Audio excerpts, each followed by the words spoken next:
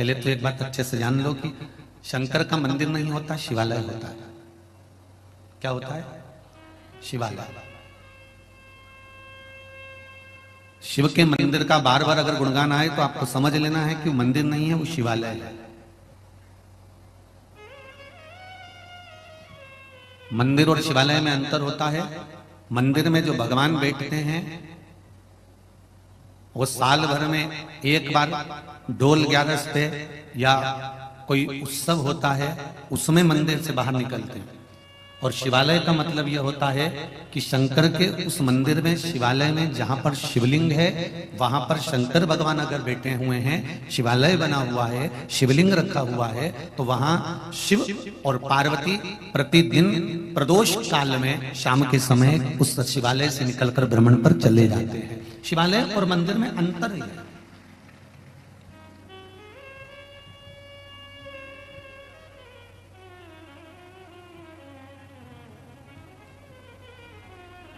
मंदिर और शिवालय में एक अंतर और भारी है। मंदिर का मतलब होता है मन के अंतर्गत परमात्मा की मूर्ति को स्थापित कर लेना।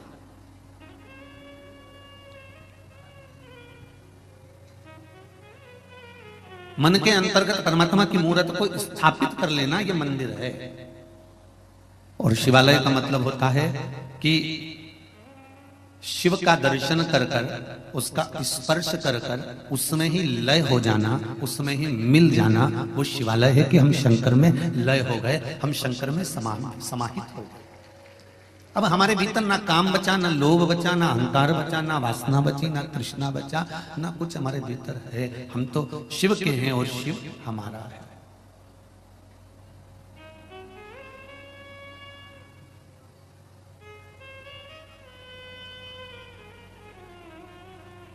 पर 5 कर्मेंद्री, 5 ज्ञानेंद्री और एक मन,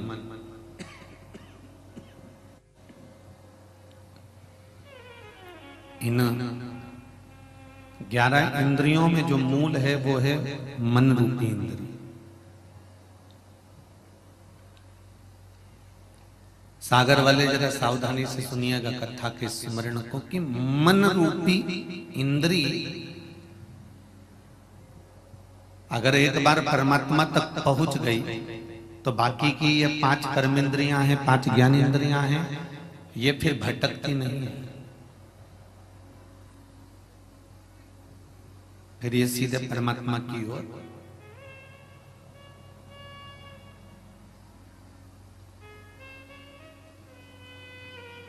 एक भागवत जी में एक भजन आता है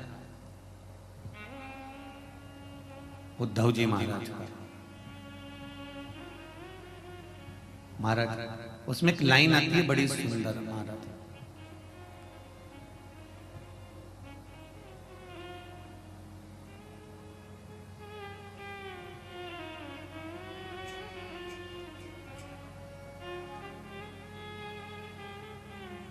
जिनके हृदय में श्याम समाए वो नजर फिर भटकती नहीं है। एक लाइन है उसमें कि जिनके भीतर परमात्मा समाहित हो जाता है, जिनके नैनों में भगवान समा जाता है, फिर वो नजर, फिर वो हृदय भटकता नहीं। मन परमात्मा में लग गया तो नेत्र नहीं भटके।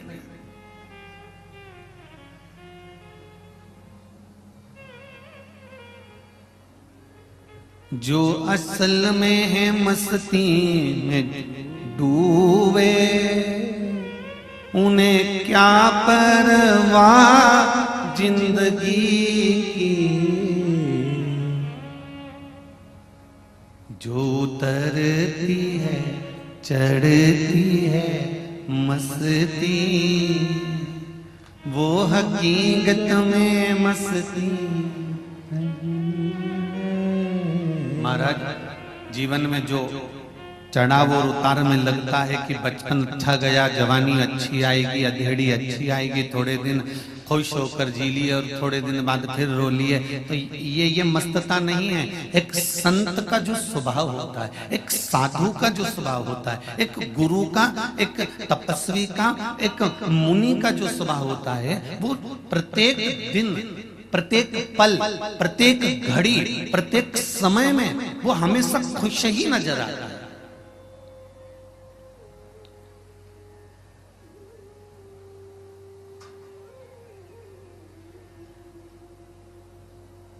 उसमें उसको प्रसन्नता नजर आती है, उसके पास में उसको सुख, बस वो उसका एक सुख है कि मुझे परमात्मा ने जो दिया है वो कम ना दिया है, मुझे जो सुख मिला है वो कम ना मिला है, मुझे जो आनंद मिला है वो कम ना मिला है, जो मिला वो बहुता में मिला है।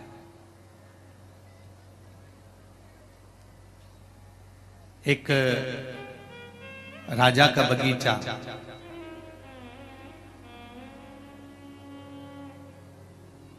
और राजा के बगीचे में बहुत सारे फल लगे।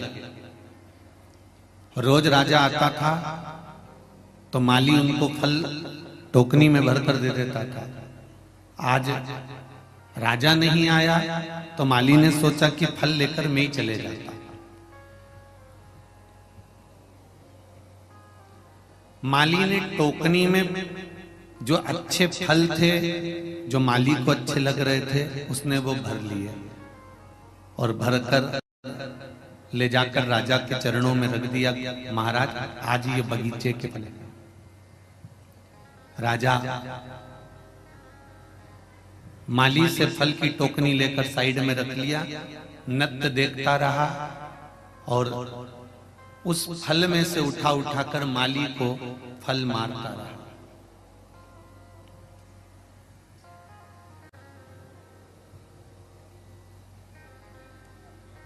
थोड़ी देर बाद राजा माली से पूछा, आप जा रहे हो? हाँ। कुछ बोलोगे नहीं? माली ने कहा, मुझे बोलना तो केवल मेरे भोलेनाथ जी से है कि उन्होंने मेरी बुद्धि अच्छी रखी और आज जो मैं फल लेकर आया उस फल में मैं अंगूर लेकर आया, नारियल लेकर नहीं आया। ये शिव ने मेरे ऊपर कृपा करी, ये मेरे भोलेनाथ ने मेरे ऊपर कृपा करी कि फल में मैं अंगूर लाया और आप मुझे अंगूर उठा उठा कर मारते रहे। अगर मैं नारियल लेकर आ जाता, श्रीफल लेकर आ जाता और आप मुझे वो फेंक कर मारते तो शायद मेरा सिर ही फट जाता, इतने नारियल अगर मुझ पर पड़ते। जीवन में अगर दुख आ रहा है,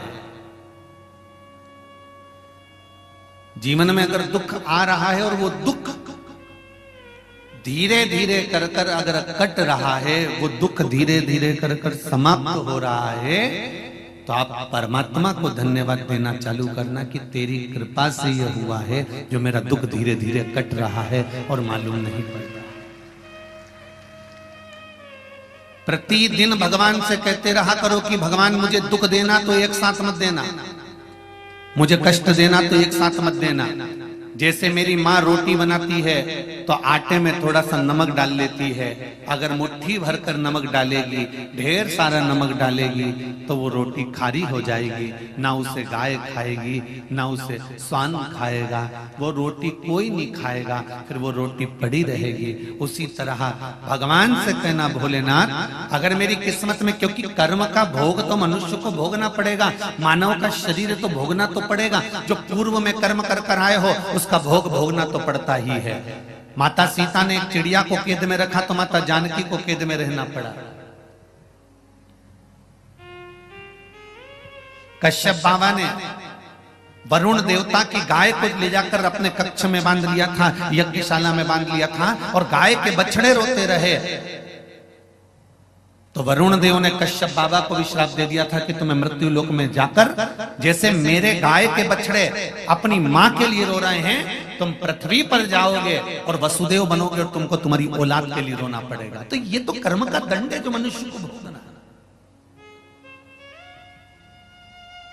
आए हो तो भोगना तो पड़ेगा, पर परमात्मा से कहते जाओ, परमात्मा से बोलते जाओ कि हे परमात्मा इतनी कृपा करना, जैसे आटे में नमक डाला जाता है और रोटी में स्वाद आता है, उसी तरह हमारी जिंदगी में दुख तो बहुत आएंगे, क्योंकि हमने पूर्व में क्या करा हमको क्या मालूम है, हम क्या क्या कर्म कर आए ये हमें ज्ञात थोड़ी ना। इसलिए परमात्मा एक काम करना, अगर दुख देना तो एक साथ मत देना, तकलीफ देना तो एक साथ मत देना, कष्ट देना तो एक साथ मत देना, आटे में नमक के बराबर थोड़ा थोड़ा दुख डाल डाल कर देते जाना, तो हम उसको झेलते जाएंगे, हम उसे झेल कर समाप्त करते जाएंगे। पर तू अगर एक साथ दे देगा तो हमसे झेला नहीं जाएगा।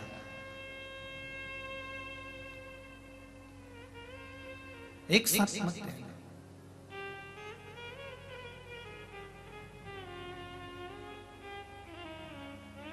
महाराज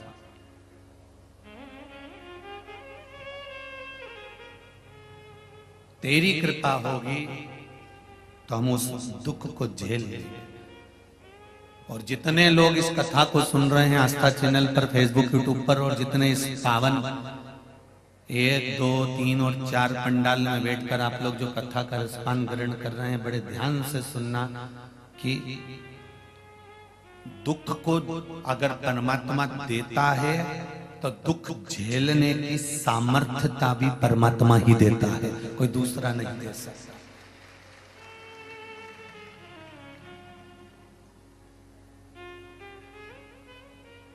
एक कैंसर के मरीज को देखना,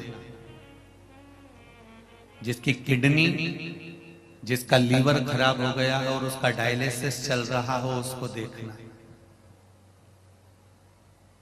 उसका पूरा शरीर, आधे से ज्यादा कैंसर मरीज का शरीर पूरा गल गया होता है, ऑपरेशन पर ऑपरेशन, ऑपरेशन पर ऑपरेशन होते रहते हैं, और वो फिर भी श्वास लेता रहता है। बोलो सही है कि गलत है? किसी कैंसर के मरीज को देखो, फिर भी श्वास ले रहा है।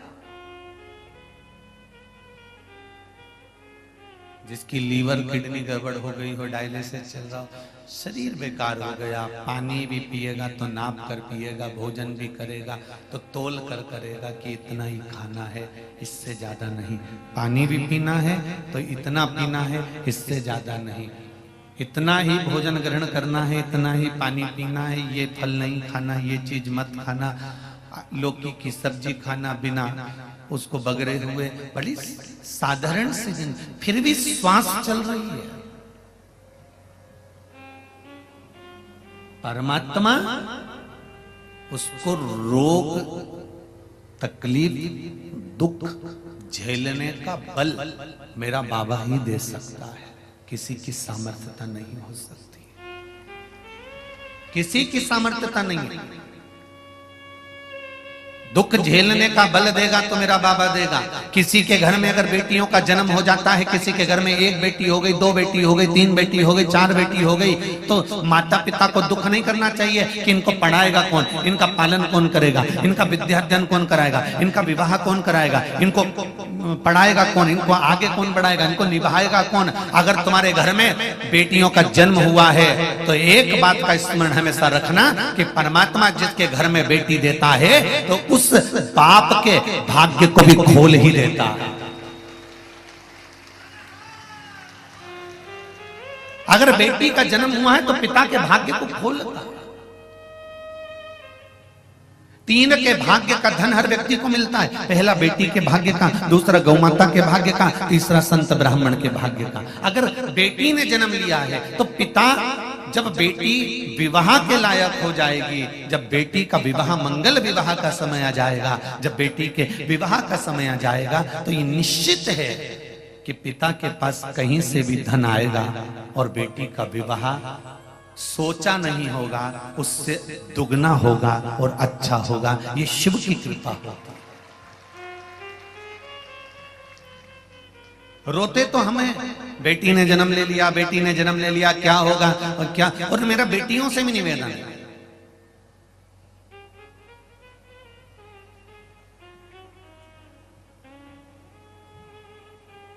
जन्म देने वाला अगर वो परमपिता परमात्मा है तो तुम्हें निभाने वाला भी परमपिता परमात्मा ही होगा, कोई दूसरा नहीं हो सकता।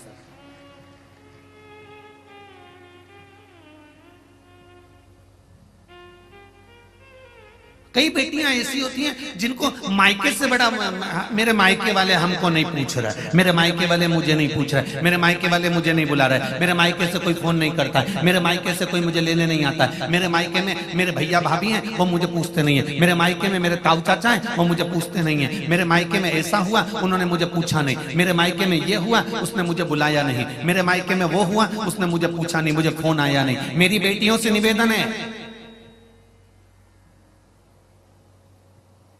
जितनी तुम्हें मायके से आस रहती है कि मायके वाले तुम्हें पूछें, तुम्हें मायके वाले बुलाएं, तुम्हें मायके वाले बुलाते रहें, तो शंकर भगवान की कथा का स्मरण करना। माता सती के साथ भी यही हुआ था। तुम ये आशा लगा कर मत बैठना कि मायके वाले तुम्हें बुलाएं या तुम्हें पूछें, तुम्हें तो आशा देवाधिदेव महादेव से लगाना चाहिए कि शंकर मुझे बुलाए।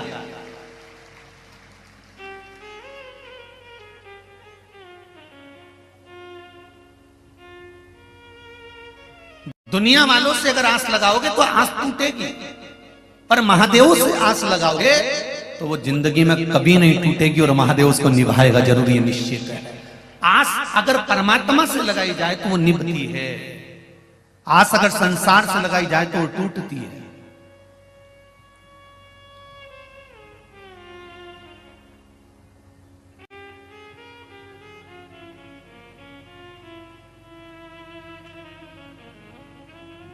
जरा सा मौसम गड़बड़ होता है और मोबाइल काम करना बंद कर देता है। बोलो री जी जी सही है गलत है? अरे बोलो तो रे सही है।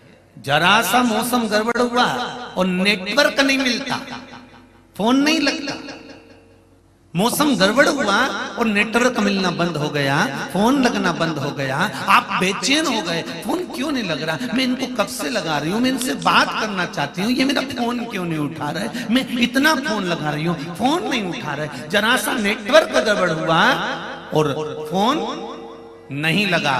उसी तरह ये मन का नेटवर्क भी जब गड़बड़ हो जाता है, अहंकार में, अभिमान में, लोभ में, वासना में, तृष्णा में, जब इसका नेटवर्क मौसम गड़बड़ कर देता है, अहंकार इसका नेटवर्क गड़बड़ कर देता है, तो ये मन भी परमात्मा से बात नहीं कर पाता, फिर इसका भी मौसम गड़बड़ हो गया, फिर ये भी नहीं लगता।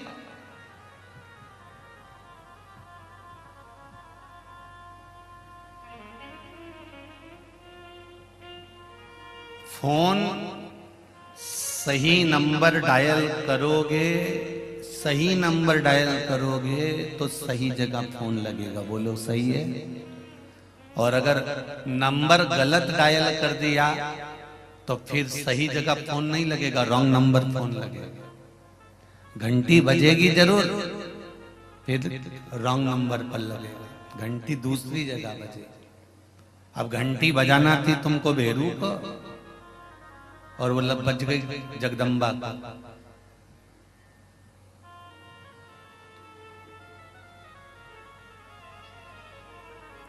नंबर सही डायल करोगे तो घंटी भी सही जगह बजेगी। उसी तरह मंदिर में जाकर, कथा में जाकर इस मन के नंबर को परमात्मा के नंबर से श्री शिवाय नमस्तुभ्यम जब नंबर सही डायल करोगे तो ये निश्चित है घंटी भी मेरे देवाधिदेव महादेव की वहीं बजेगी कि मुझे बुलाया।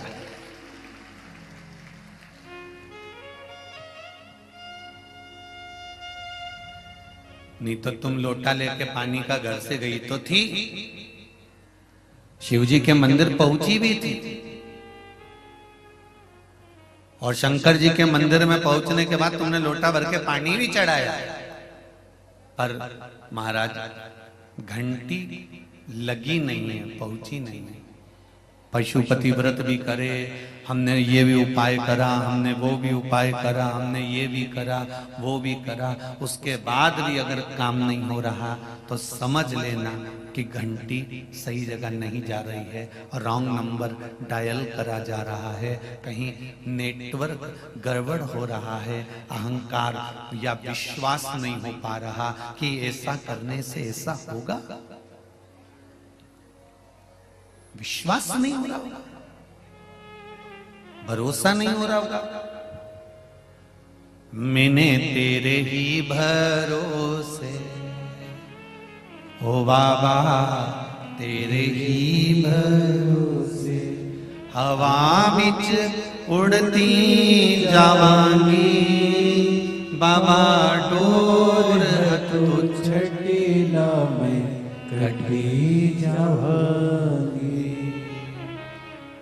ओ भोले में तेरी पतंग, शंभू में तेरी पतंग, हवा बिच उड़ती जावांगी, बाबा डोर हथो छठी ना मैं कटी जावांगी।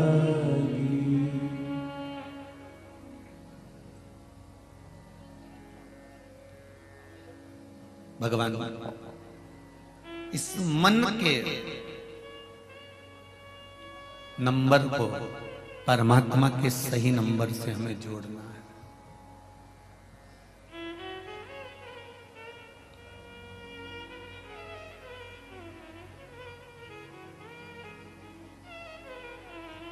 सही नंबर से जोड़ना।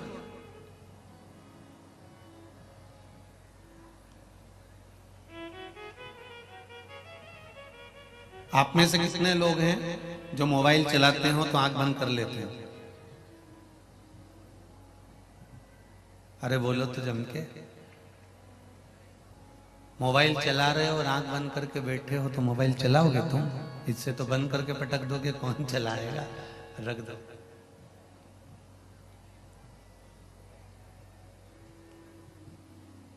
मोबाइल चलाते समय दृष्टि भी, जम के बोलो जरा, मोबाइल पर होना चाहिए। एक एक शब्द जो तुम टाइप कर रहे हो ना, मोबाइल पर चैटिंग कर रहे हो, एक एक शब्द पर तुम्हारा ध्यान होना चाहिए कि क्या लिख रहे हो। काका जी कैसे हो? लिखते लिखते एक मात्रा भी, एक शब्द भी गड़बड़ हो गया,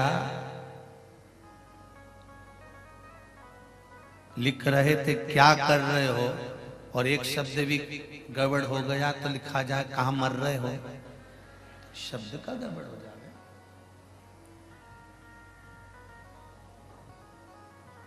जरा विचार करना,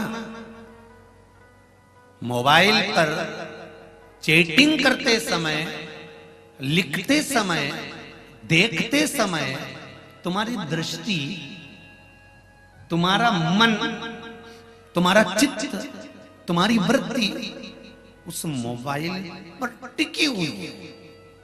फिर मम्मी आवाज लगा रही है, ले चाय पी ले, आ रहा हूं 2 मिनट बस, आ ही रहा हूं। जब तक तुम्हारा मैसेज पूरा नहीं हो जाता तुम वहां से उठ के जाते ही नहीं।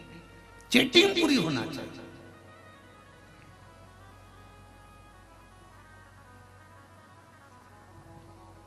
जब मोबाइल चलाते समय तुम दूसरे की नहीं सुनते तो शिवजी पे जल चढ़ाते समय इन संसार वालों की क्यों सुनते हो? उसकी भक्ति में जब रमो तो ये मन, ये चित्त और ये दृष्टि उसमें होना चाहिए।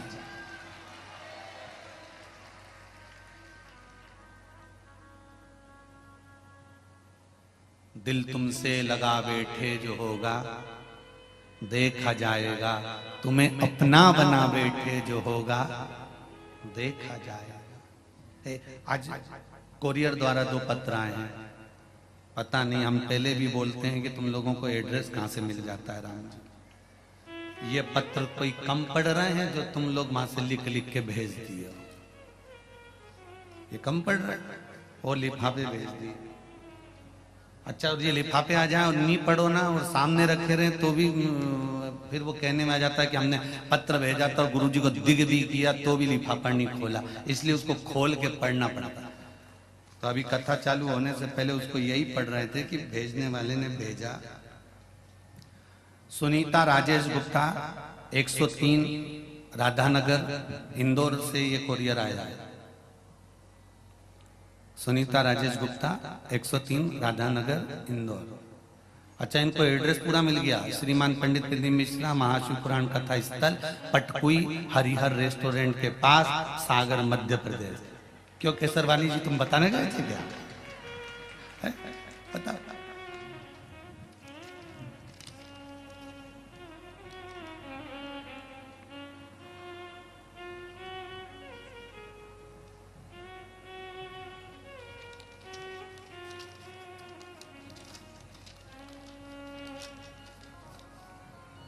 सुनीता राजेश जी गुप्ता, आप अगर कथा सुन रहे हैं तो आपका पत्र प्राप्त हुआ है। मेरी छोटी बेटी अमेरिका से एमएस कर रही है। कई कंपनी में इंटरव्यू दे चुकी थी पर सफलता प्राप्त नहीं हुई।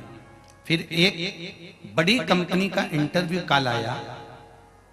मैं उसे शिव पुराण के बारे में बताती रहती थी। आप मेरे लिए एक प्रार्थना करो। गुरुदेव, जो उपाय शहद और बेलपत्र वाला उपाय बच्चे को करने वाला मैंने अपनी कामना कर कर बेटी के लिए स्वयं किया। गुरुदेव, बाबा की ऐसी कृपा हुई कि वो शहद और बेलपत्र का उपाय मेरी बेटी को 190 बच्चे में से सबसे ज्यादा पैकेज पर मेरी बेटी को नौकरी मिल गई। अब लोग कहते हैं कि बेलपत्री पर शहद लगाने से कौन सा लाभ मिलता है, उनको यह पत्र भेज देना ले जाके एक बार अच्छे से। दूसरा, मेरी बड़ी बेटी शिवानी जिसका जन्म महाशिवरात्रि का है, बाबा की पुत्री है जो कि अमेरिका में कार्यरत है। उसने मुझे कहा मुझे जॉब बदलना है। मैंने पशुपतिनाथ के व्रत और हैदराबाद वाली कथा इसी कामना से सुनी। टीवी के सामने बैठकर हैदराबाद की कथा मैंने इसी कामना से सुनी बाबा कि ऐसी कृपा बरस जाए। और बाबा की कृपा से दुनिया की सबसे बड़ी कंपनी फेसबुक का एक कठिन इंटरव्यू मेरी बेटी ने निकाल लिया। मैं क्या बखान करूं बाबा का, और उसकी भी जॉब दूसरी कंपनी में लग गई। ये शिव की कृपा, ये शिव की उदारता। एक पत्र और आया है, वो भी लिफाफा देख लो, नहीं तो बाद में कहेंगे कि हमारा लिफाफा नहीं खोला।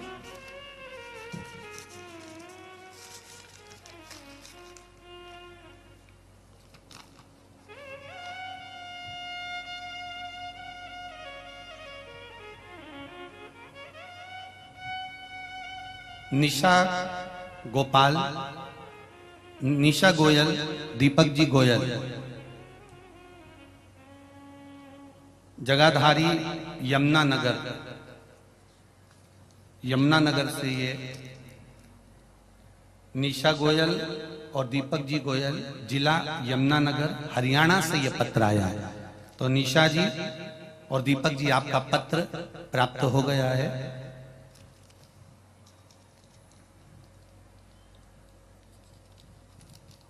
हमने पहली कथा रुद्राक्ष महोत्सव की दिल से सुनी थी, तब से हमने आपसे जुड़ गए थे।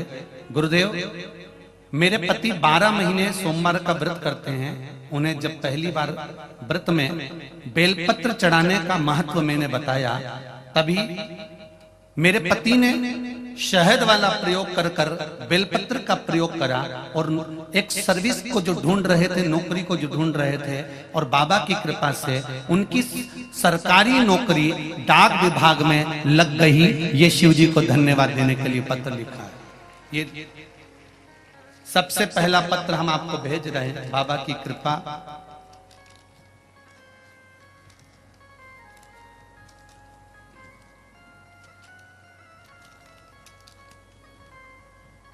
मेरी मम्मी के गठान हो गई थी पिछले महीने वो गठान दिनों दिन बढ़ती जा रही थी। अल्ट्रासाउंड की रिपोर्ट तीसरे दिन आनी थी। उससे पहले मैंने आपका बताया हुआ उपाय किया, दिल से बाबा से जाकर कहा, और बाबा की कृपा से जो रिपोर्ट आई उसमें मेरी माता को कोई बीमारी निकल कर नहीं आई। ये शिव की कृपा है। उदारता शंकर की क्या होती है ये शिव ही जानता है। आप दिल से उससे कहेंगे और दिल से उससे बोलेंगे तो वो सुनेगा। बस एक बात का स्मरण अपने जीवन में रखिएगा। फिर कहूंगा, मोबाइल चलाते समय तुम्हारी दृष्टि मोबाइल में रहती है, नेत्र मोबाइल में रहते हैं। टाइप करते समय तुम्हारा मन मोबाइल में रहता है। किसी अच्छे से जब चैटिंग चलती है तो मुख पर स्माइल भी रहती है। बोलो सही है कि गलत है? ये तीन चीजें चैटिंग करते समय, मोबाइल चलाते समय तुम्हें ध्यान करना है कि मोबाइल पर चलाते समय नेत्र मोबाइल पर है, मन मोबाइल पर है, चेहरे पर स्माइल है।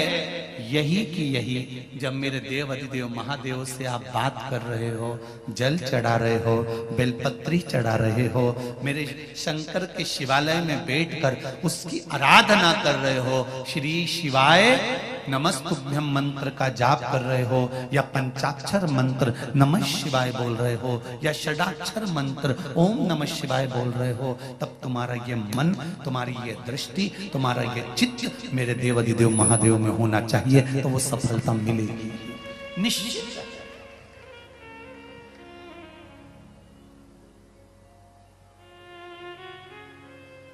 कुछ बोलना चाहते हो? थोड़ी बात में, जब कथा आधे घंटे की रह जाएगी तब हम मौका देंगे, ठीक है? चित्त वृत्ति को मन जोड़,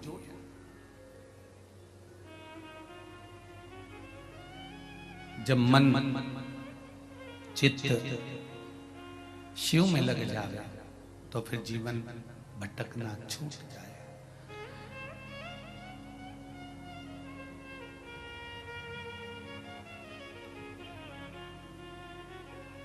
जो असल में है मस्ती में डूबे, उन्हें क्या परवाह जिंदगी की। जो उतरती है चढ़ती है मस्ती, वो हकीकत में मस्ती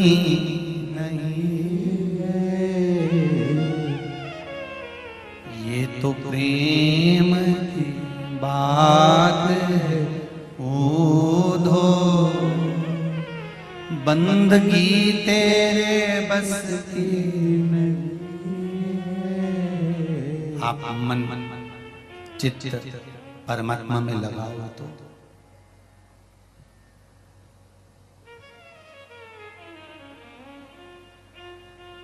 मंदिर जाते हो आप लोग, घंटी बजाते हो मंदिर में, बोलते जाओ जरा सागर वालों, ठीक है? काय के लिए बजाते हो? मंदिर में जाके घंटी क्यों बजाई जाती है? भगवान को बताने के लिए कि आ गए हैं। अच्छा, वारी जिज्जियों गजब। परमात्मा को बताने के लिए कि हम आ गए, यही बोला है ना? ठीक है।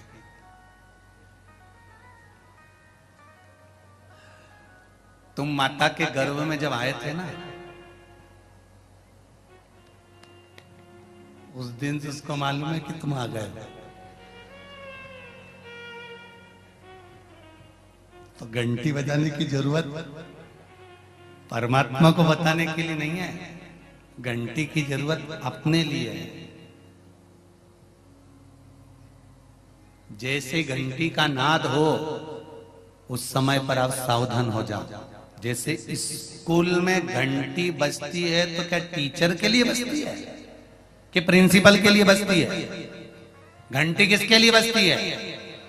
बच्चों के लिए, स्टूडेंट के लिए, कि ये घंटी बजी है परेड में खड़े हो जाओ, ये घंटी बजी है प्रार्थना में खड़े हो जाओ, ये घंटी बजी है विज्ञान का सब्जेक्ट का ये क्रम चालू होने वाला है, ये घंटी बजी है, मैथ का क्रम चालू होने वाला है, टाइम चालू होने वाला है, आधे आधे घंटे का जो सब्जेक्ट चालू होता है उसके अनुसार घंटी बजती है। 1 घंटी बजी, फिर 2 घंटी बजी, फिर 3 घंटी बजी, फिर 1 घंटी ऐसी बजती है टन टन टन टन टन टन, मतलब छुट्टी।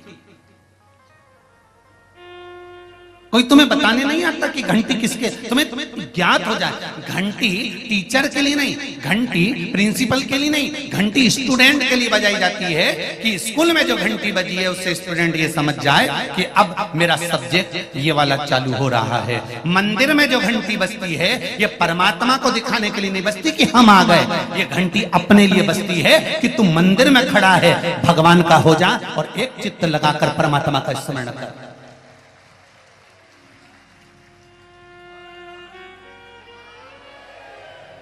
ये घंटी अपने लिए बची है कि हम परमात्मा के दरवाजे पर आए हैं और परमात्मा में हमारा चित्त लगाना है। जिज्जियों अच्छे से सुन लेना, घंटी बजाकर हमें भगवान से नहीं कहना कि हम आ गए हैं। ये कोई घर थोड़ी ना है।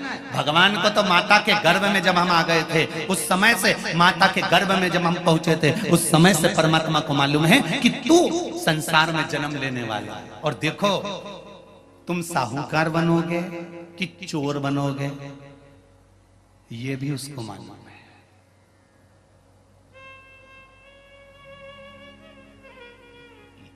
एक चोर साधु के पास पहुंच गए। चोर साधु के पास गया और साधु से जाकर उसने, चोर ने बिल्कुल सही सही कह दिया कि मैं चोर हूं, मेरे पास चोरी का सामान है, बहुत तेज पानी गिर रहा है, मुझे आपके आश्रम में रख लीजिए। संत ने कहा तुम जानते नहीं हो मैं संत हूं और मैं चोर को आश्रय दूंगा, चलो निकलो यहां से बाहर। चोरी का सामान लेकर आ गए और मेरे आश्रम में आ गए, चलो निकलो यहां से बाहर। बरसते हुए पानी में, कड़कड़ाती बिजली में, भयंकर ओलावृष्टि में संत उसका हाथ पकड़कर उसको बाहर निकालने लगा। चोर पांव पड़ने लगा, मानो तो गुरुदेव आप संत हो, मुझे रख लो, मैं चोर हूं। अगर वो चोर कह देता कि मैं चोर नहीं कोई व्यापारी हूं और मेरे पास व्यापार का सामान है तो संत रखता कि नहीं रखता, उसको रख लेता ना। पर उसने सत्य कहा कि मैं चोर हूं, मेरे पास में चोरी का सामान है। संत के पास जाकर उस चोर ने बिल्कुल सत्य कहा कि अगर मुझको झूठ बोलना है तो संसार में बोलूंगा, पर संत के दरवाजे पर क्या झूठ बोलना।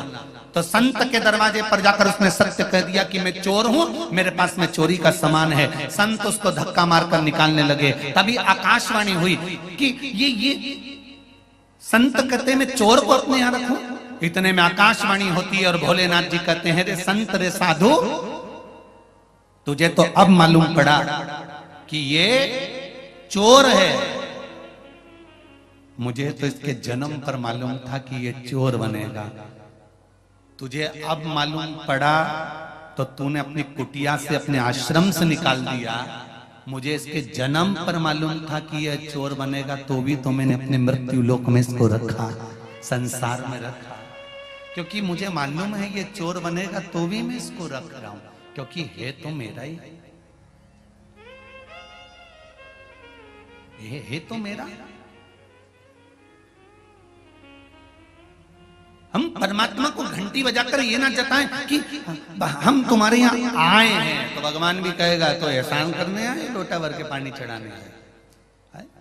हमें भगवान को बताने के लिए घंटी नहीं बजाना है, हमको अपने मन की एकाग्रता के लिए, मन के केंद्र के लिए, मन की स्थिरता के लिए जब घंटी बजाई जाती है, घंटी के नीचे खड़े होकर घंटी को बजाया जाता है। जब उसकी ध्वनि निकलती है तो उससे श्रवण शक्ति से एकाग्रता का भाव जागृत होता है और परमात्मा के सामने हम खड़े होते हैं। तभी मन को केंद्रित करने का एक फल हमारे सम्मुख में होता है। हमें मन को केंद्रित करना है।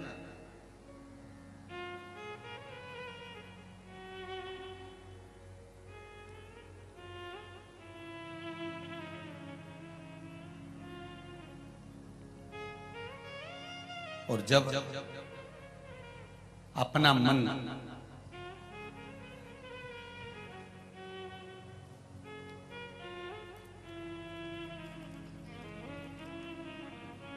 अपना मन जब परमात्मा की भक्ति में केंद्रित होता है तब जीवन का सुख प्राप्त होता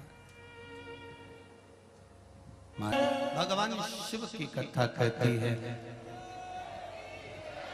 जीवन का सुख,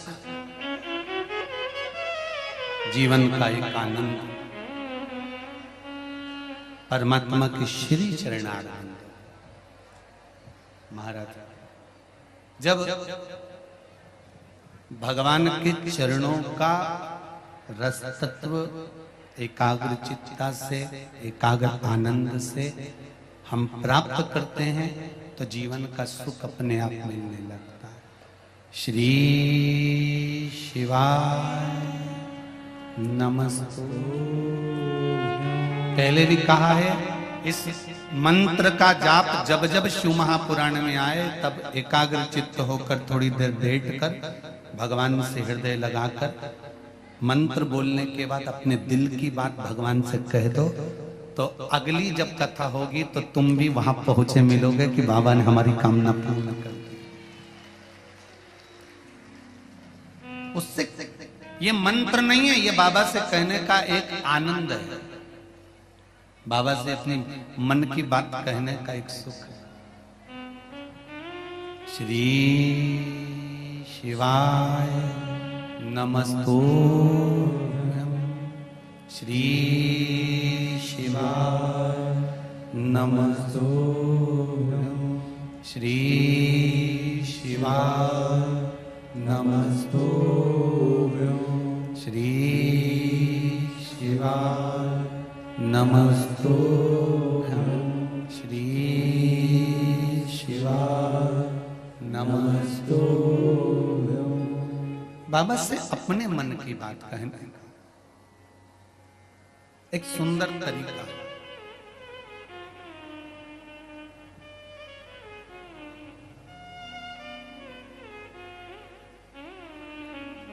इस मंत्र का बल, एक पत्र आया है देखिए, इस मंत्र का बल कितना प्रबल है।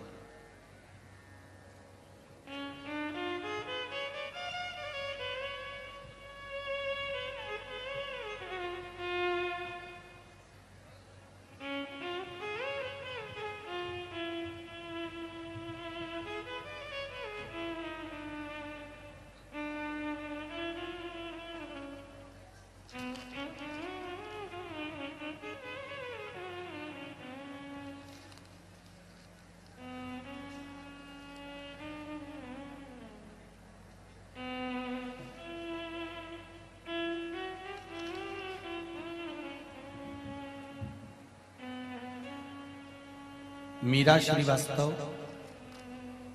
नहीं, मीरा श्रीवास ग्वालियर से आई हैं, कहीं बैठी हैं, हाथ हिलाएंगे। हर हर महादेव।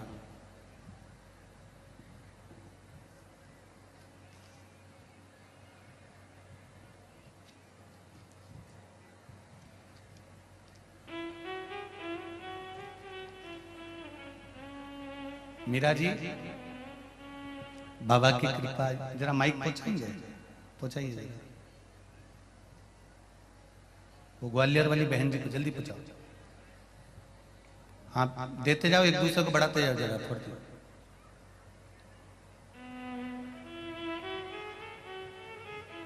मीरा जी श्रीवास ग्वालियर से हैं।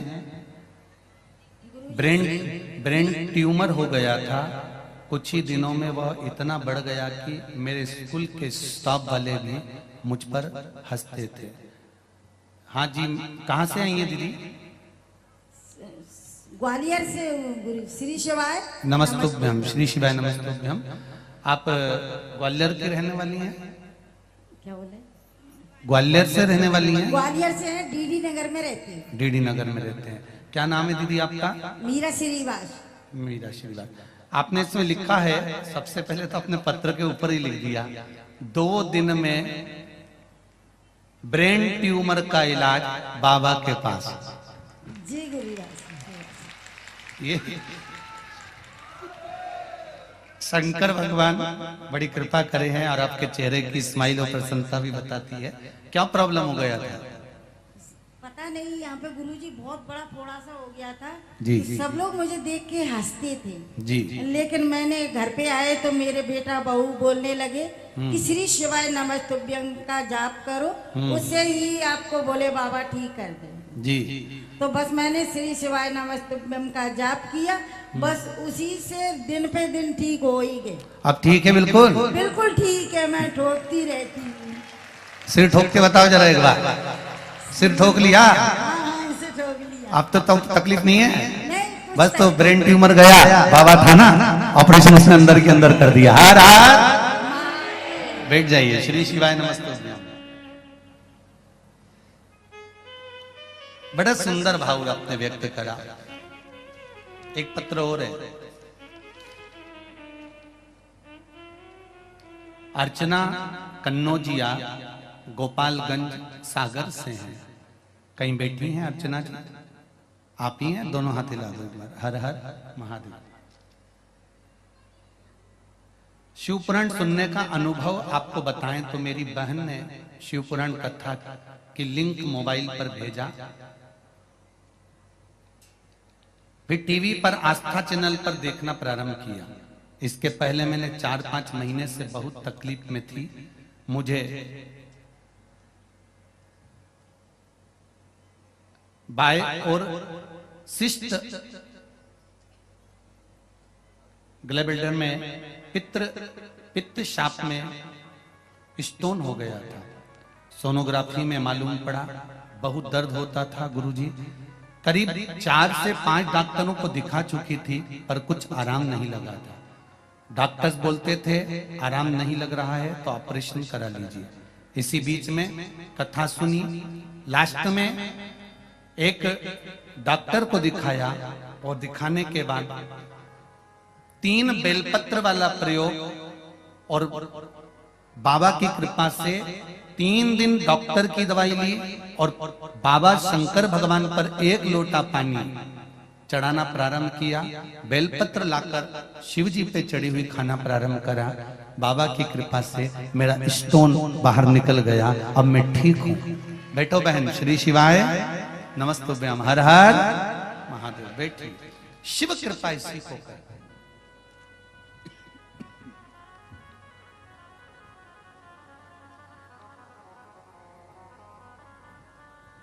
चाहे आप आस्था चैनल पर कथा सुन रहे हो, चाहे मोबाइल पर कथा सुन रहे हो, चाहे फेसबुक यूट्यूब पर सुन रहे हो, चाहे इस पंडाल में बैठकर सुन रहे हो, अगर दिल से मेरे बाबा से कुछ कहा जाता है तो वो सुनता जरूर है।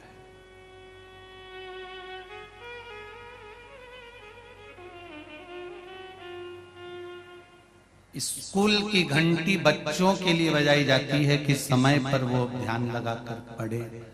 मंदिर की घंटी भक्त के लिए बजाई जाती है। जो घंटी बजा रहा है उसके लिए बजाई जाती है कि आप बाबा पर विश्वास कर कर उसका स्मरण करें तो जीवन का सुख प्राप्त अवश्य होगा।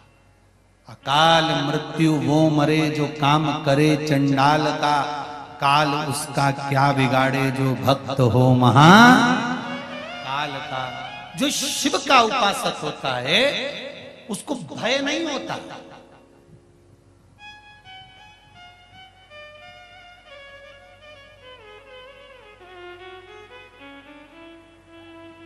अगर भगवान की करुणा हो, भगवान की कृपा हो तो कई बार श्राप भी अगर लग जाए ना तो वो भी फलीभूत हो जाता है।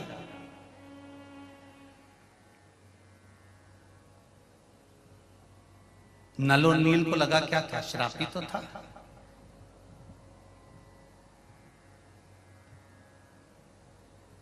ये नल और नील जब जन्म लिए थे मात्र 5 वर्ष की आयु थी इनकी और इन दोनों बालकों ने क्या उपद्रव मचाया था।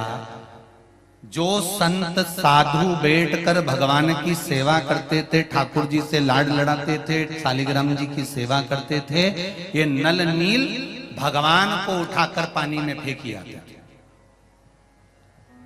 अब जरा देखिए,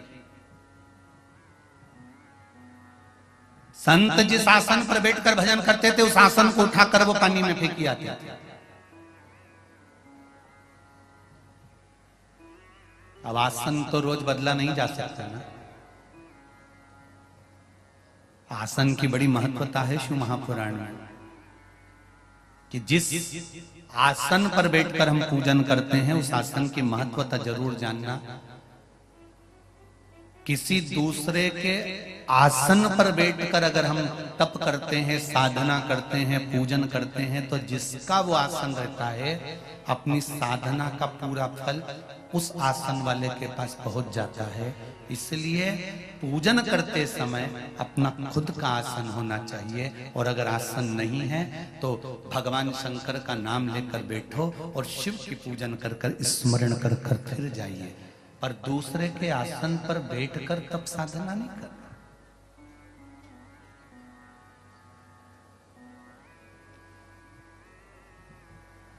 स्वयं का आसन रखिए।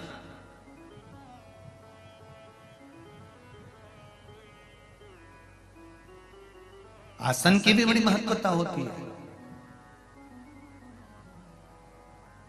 आसन जब बहुत ज्यादा गंदा हो जाता है, मैला कुचेला हो जाता है, तो माताएं उसको धो लेती हैं। वैसे तो आसन को हमेशा ऐसा रखना चाहिए कि वो गंदा ही ना हो, क्योंकि उसमें तप बल बड़ा प्रबल होता है। पहले की शिव महापुराण को उठाकर देखना, जो कुबेरेश्वर धाम से बाची हुई हैं पुरानी 2019 की, अगर वो निकाल कर आप सुनेंगे तो उसमें वर्णन किया था हाथ की माला, आसन, दीपक जिसमें दिया लगाते हो, ये पुराने होते चले जाते हैं तो इनका तप कितना बढ़ते चले जाता है।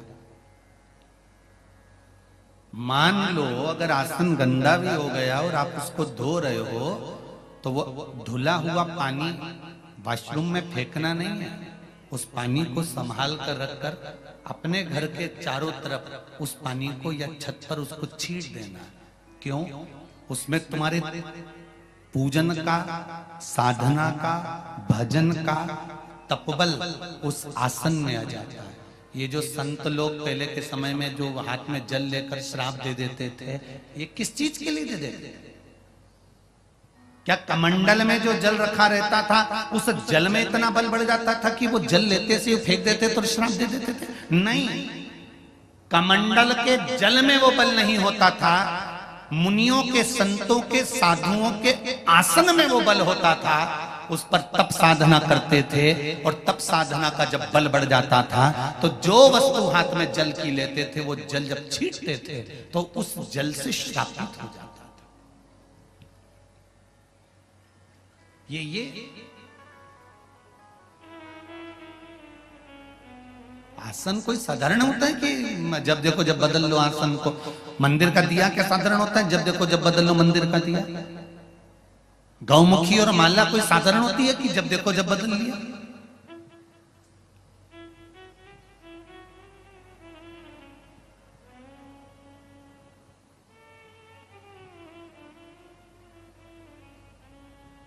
जैसे माला की मूलता है, तुलसी की माला अगर आप जप रहे हो तो उसमें मन का रुद्राक्ष का नहीं होना चाहिए।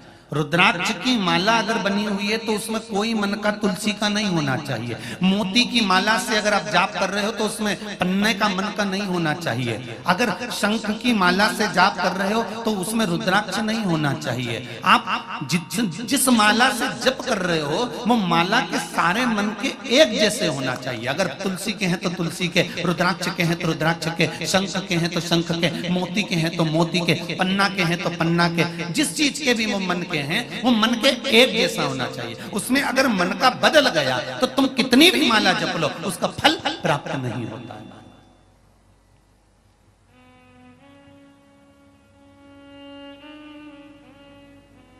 एक जैसा मन का होना चाहिए, उसका फल 1000 गुना हमें प्राप्त हो जाएगा।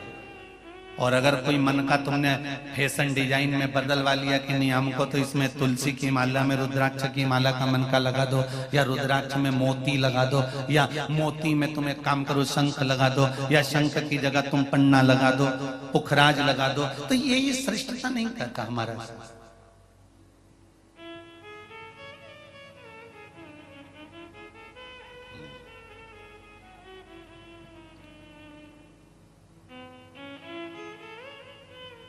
अपने आसन की श्रेष्ठता को रखी।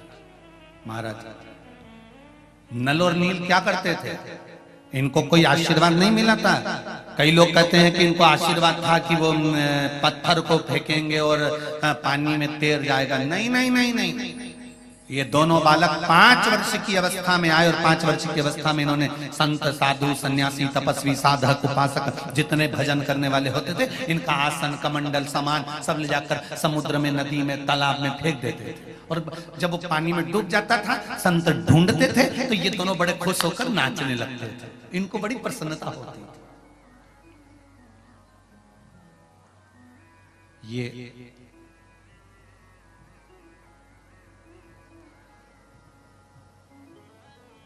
कई बार इनके माता पिता को, अश्विनी कुमारों को बताया गया कि भाई तुम्हारी बच्चे ऐसा कर रहे हैं।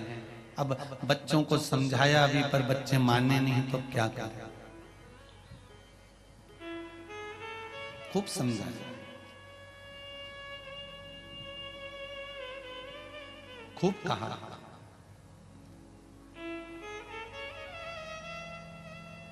एक बार सारे ऋषि संत एक जगह एकत्रित हो गए और उनको गुस्सा आ गया।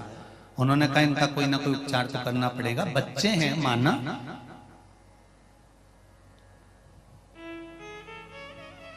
गलती करें बच्चे, पर गलती जैसी गलती करें तो चल जाए, पर बच्चे जब कोई छोटी सी चींटी जा रही है और छोटा सा बच्चा उस चींटी को मार रहा है और माँ प्रसन्न हो रही है तो ये माँ की गलती है। कोई चींटा निकल कर जा रहा है, चींटे को अगर बच्चा मार रहा है और मां प्रसन्न हो रही है तो ये माता की गलती है। गलत काम करने पर बच्चा अगर छोटा है तो उसको छोटी अवस्था में ही उसको डांट देना चाहिए, उसको समझा देना चाहिए। बांस अगर गीला है तो उस गीले बांस को नवा देना चाहिए तो नब जाएगा, और अगर बांस सूख गया उसके बाद नवाओगे तो वो टूट जाएगा। उसी तरह यहाँ ऋषियों ने, संतों ने विचार करा कि गजब काम कर रहे हैं, छोटे छोटे बच्चे हैं और सामान ले जाकर नदी में फेंक रहे हैं। इन्होंने श्राप दे दिया, ए नल और नील,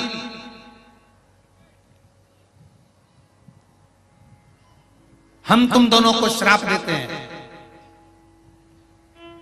कि तुम कोई भी वस्तु अब पानी में डालोगे तो वो डूबेगी नहीं, वो तैरेगी।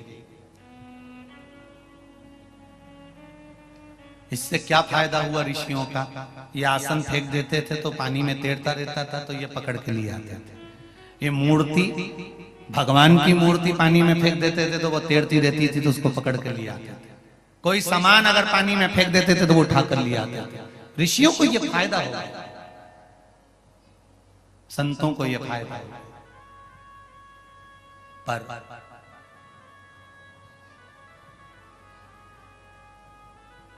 श्राप भी अगर भगवान की शरणागति में पहुंच जाता है ना, तो वो श्राप नहीं रहता, वो वरदान हो जाता है। वो श्राप नहीं रहेगा, फिर वो वरदान हो गया।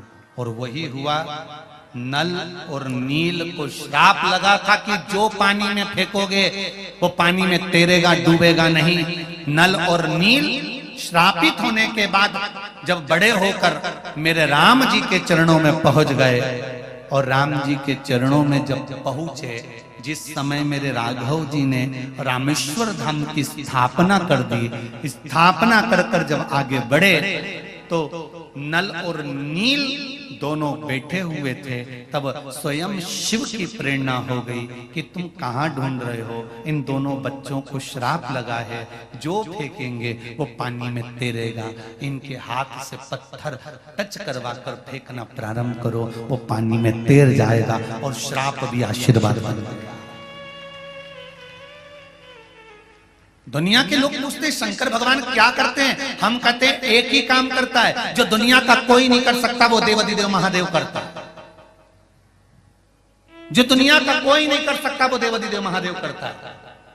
जब आखिरी में डॉक्टर भी फेल हो जाते हैं, डॉक्टर भी कह देते हैं अब परमात्मा के हाथ में है, जब डॉक्टर भी कह देते हैं कि अब हमारे हाथ में नहीं भगवान के हाथ में है, तब वो दूसरा कोई भगवान तुम्हारे पलंग के पास में अगर कोई खड़ा होता है, वेंटिलेटर के पास खड़ा होता है, आईसीयू के रूम में कोई होता है, ऑक्सीजन लगी है, आंखों में से पानी बह रहा होता है, बॉटल लगी है, बीपी चेक हो रहा है, शुगर चेक हो रही है, सब तुम्हारे रिश्तेदार कोई भी वेंटिलेटर के पास नहीं होगा, कोई रिश्तेदार आईसीयू के अंदर नहीं होगा, कोई रिश्तेदार तुम्हारे पलंग के पास में नहीं होगा, डॉक्टर सबको बाहर निकाल देंगे, तब उस जगह पर केवल एक होगा, जो तुमने एक लोटा पानी शंकर को चढ़ाया है, वो महादेव तुम्हारे सिराने खड़ा होगा।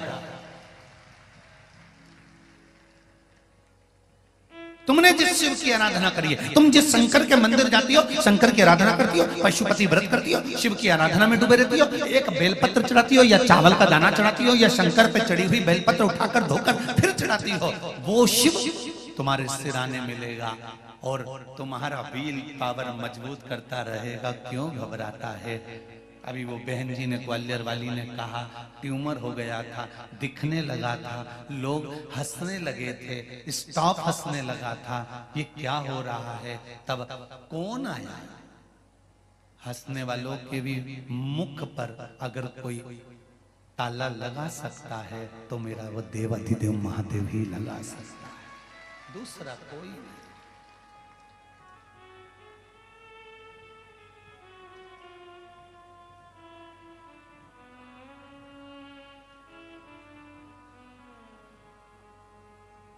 कोई दूसरा नहीं। इसीलिए कहते हैं महाराज उसका स्मरण हमारे ओम नमः, जम के बोलिए शिवाय, ओम नमः शिवाय। पंचाक्षर षडाक्षर मंत्र के अंदर पंचाक्षर मंत्र है नमः शिवाय, षडाक्षर मंत्र है ओम, साथ में बोलिए ओम नमः शिवाय। इस षडाक्षर मंत्र की मूलता क्या है? ओम में ब्रह्मा विष्णु महेश, ओम में 3 अक्षर सामने प्रकट हो जाते हैं, आ मा, आ उ मा। ब्रह्मा बोलिए, ब्रह्मा विष्णु और कौन है? महेश। ये ओम के अंदर है। अब नमः जो संबोधन है,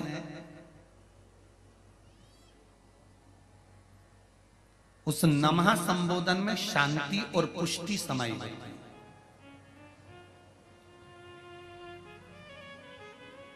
नमः का मतलब है नमन। ब्रह्मा विष्णु और महेश ये ओम हो गए और हम इनको नमन करते हैं, अर्थात इस नमः शब्द में शांति भी है, पुष्टि भी है, नमन भी है। अब बचा शिवाय। शिवाय में आद्य शक्ति जगदम्बा है, शिवाय में ब्रह्म शक्ति है, शिवाय में 33 कोटि देवताओं की जो उनके वज्र में, उनके त्रिशूल में, उनके चक्र में, उनके शंख में जो जो शक्तियां होती हैं, वो सारी शक्तियां केवल शिवाय शब्द में है। कौन से शब्द में है? शिवाय।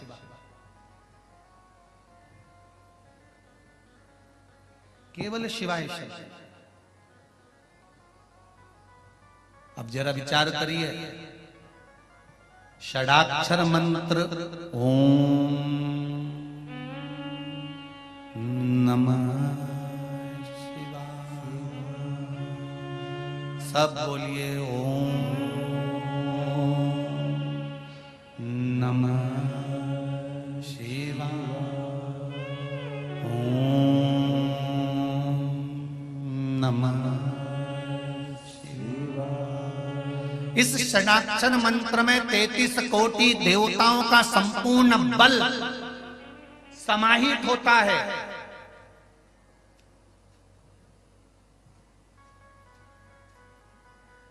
जैसे शंकर भगवान पे चढ़े हुए जल का बल जब शिवलिंग से जल नीचे उतर कर आता है, जमीन पर आता है, नाली से बाहर निकलने लगता है जल। एक किसी ने पत्र भेजा इसी से समझ में।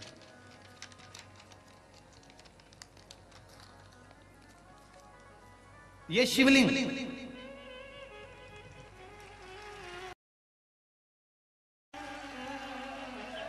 पत्र भेजा है किसी ने। ये शिवलिंग, इसका चढ़ाया हुआ जल जब बहता बहता बहता बहता अंतिम छोर पर आता है, इस पीठ के अंतिम छोर पर आता है, और अंतिम छोर पर आने पर उस जल का मात्र नयन पर स्पर्श ही कर लेना सारी इंद्रियों को केंद्रित कर देता है। मात्र स्पर्श कर देना।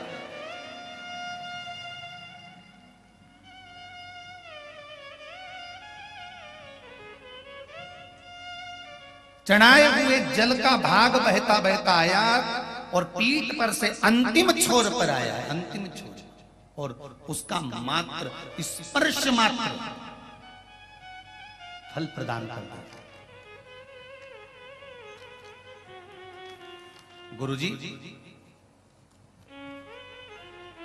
शंकर भगवान पर शिव महापुराण में कहीं लिखा हुआ है कि शिव जी पे चढ़ी हुई वस्तु नहीं खाना चाहिए, और आप कथा में कहते हो कि बेलपत्री का सेवन करना चाहिए, तो फिर हम किसकी माने? तो निवेदन पहले भी करा, आज फिर करते हैं। केवल नर्मदेश्वर शिवलिंग ऐसा होता है जिसके ऊपर चढ़ी हुई वस्तु का हम पान कर सकते हैं, पर सारे पूरे भारत की भूमि पर, पूरे विश्व में तो नर्मदेश्वर शिवलिंग नहीं होंगे ना, फिर हम बेलपत्री कैसे खाएं? तो आपको एक बात कही थी कि शंकर भगवान पर चढ़ी हुई बेलपत्र जब आप लेकर आए तो शंकर भगवान से ये कहकर लेकर आए कि ये औषधि के रूप में दे दो। औषधि कहीं से भी ली जा सकती है, औषधि कहीं से भी प्राप्त कर।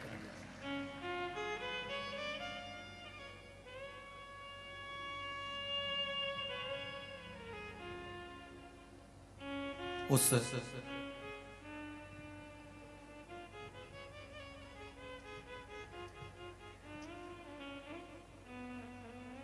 औषधि को कहीं से भी प्राप्त किया जा सकता है।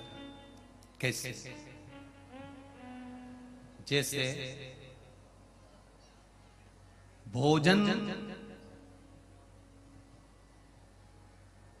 में 3 दोष होते हैं।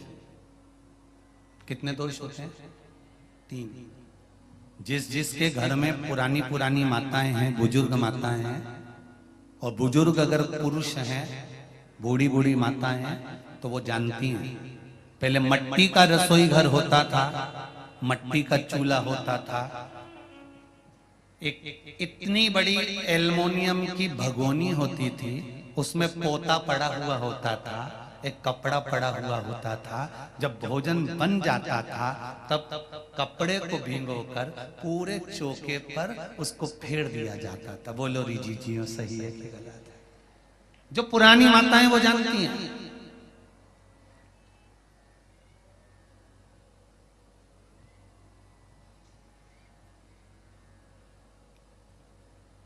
क्यों?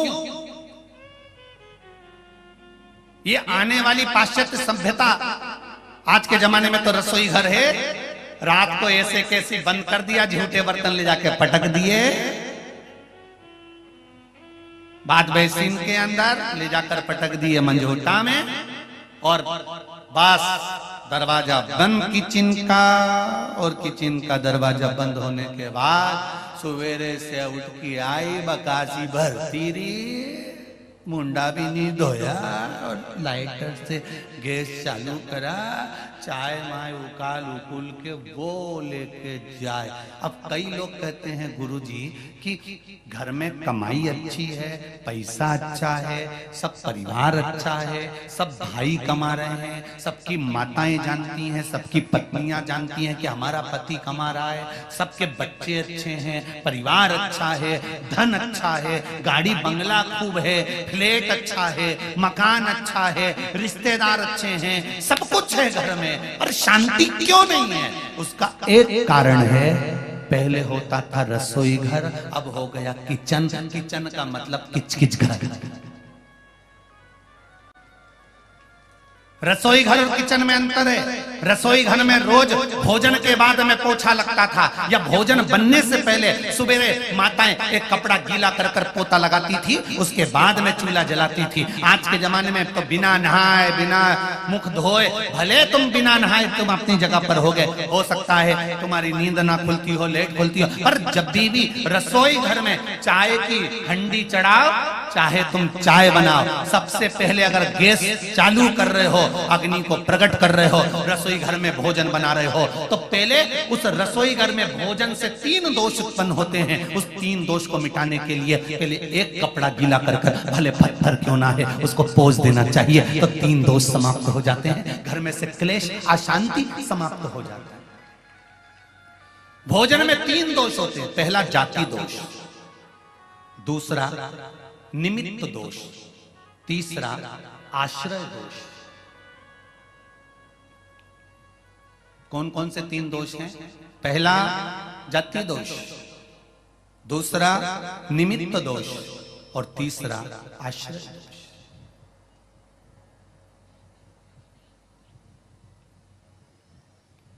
मतलब रसोई घर में जो तुमने भोजन निर्माण करा है, उसमें अगर कुछ गलत चीज बन गई है, कोई प्याज लहसुन का भोजन बन गया, या कोई आदिक मांसाहार से जुड़ा हुआ भोजन बन गया है, तो वो दोष ना रहे। दूसरा,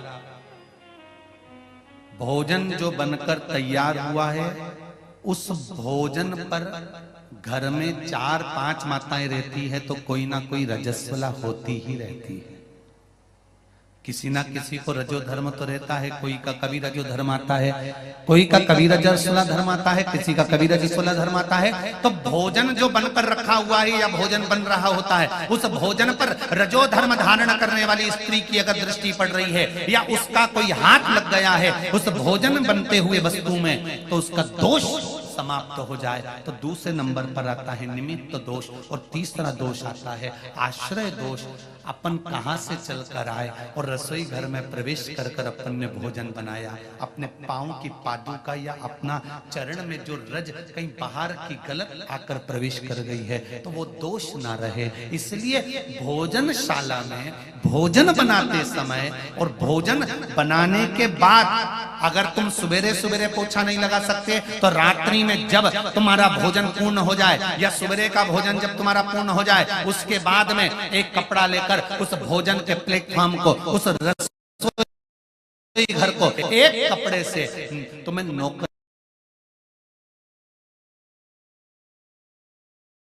उस रसोई घर में जहां अन्नपूर्णा निवास करती है, उस रसोई घर में अगर पूरे परिवार को एक जैसा लेकर चलना है, अशांति नहीं चाहते हो, भाइयों में क्रोध नहीं चाहते हो, पूरा परिवार प्रेम से रहना चाहता है, तो धन से ज्यादा उस पोछे पर ध्यान देना पड़ेगा कि भोजन होने के बाद एक कपड़ा फेरा जाए।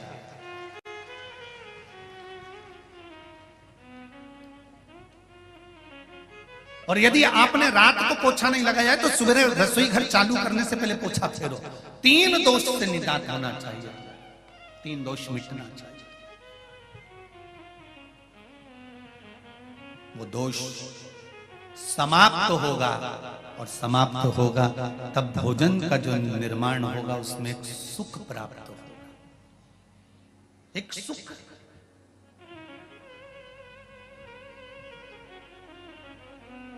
और भोजन बनाते समय आपका चित्त, वृत्ति, मन तीनों भगवान के उस भोजन भाग में होना चाहिए। हिटलर की एक बात याद रख लो,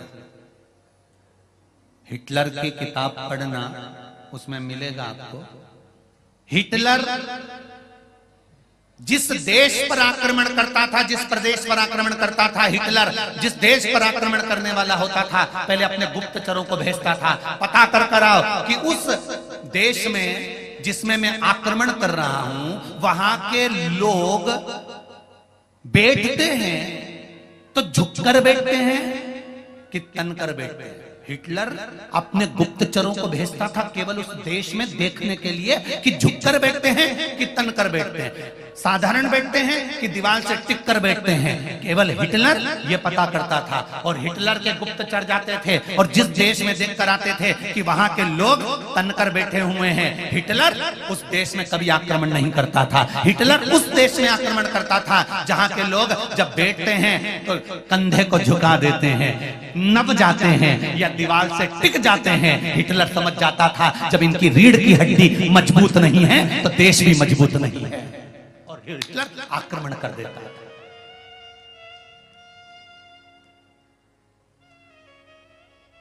हिटलर उस देश पर आक्रमण कर देता जिसकी रीढ़ की हड्डी मजबूत नहीं। इसलिए हमारा शास्त्र कहता है, हमारा योग आश्रम कहता है, हमारा पतंजलि कहता है, हमारा योग कहता है, हमारे वेद और हमारे शास्त्र कहते हैं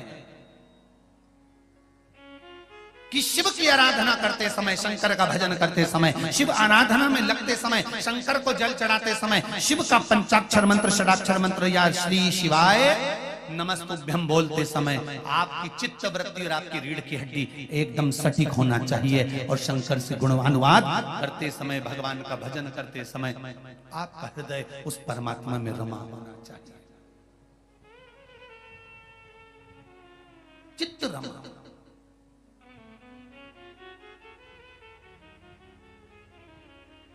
मजबूत करो अपने भजन को।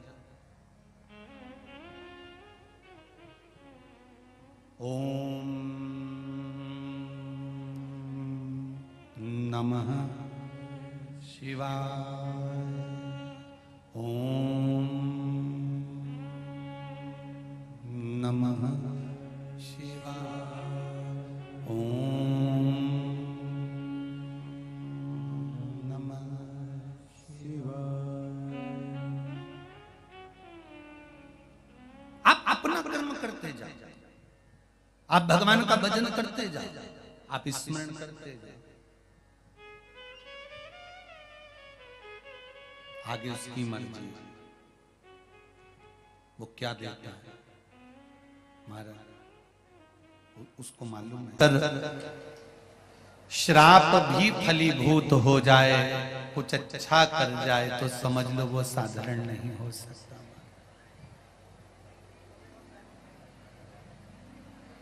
श्री शिवाय नमस्तु। श्री शिवाय नमस्तु। श्री शिवाय नमस्तु। श्री शिवाय नमस्तु। श्री शिवाय शंभो शरणे मांगो घड़ी रे, दुख काटो दया करी ने दर्शन।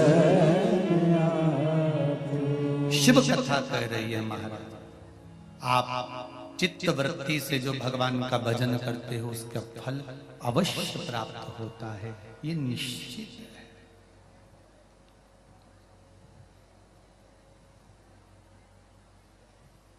आप अगर आस्था चैनल पर भी कथा सुन रहे हो या फेसबुक यूट्यूब पर भी सुन रहे हो या पंडाल में आकर भी कथा सुन रहे हो तो इसका फल मिलेगा जरूर,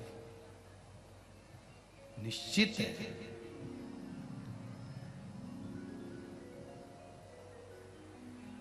जमीन में से अगर पानी चाहिए तो 30 फीट इधर खोद लो, 40 फीट उधर खोद लो, 50 फीट उधर खोद लो, इधर बोर लगवा लिया 100 फीट का, उधर बोर लगवा लिया 150 फीट का, ऐसे पानी निकलने वाला नहीं है।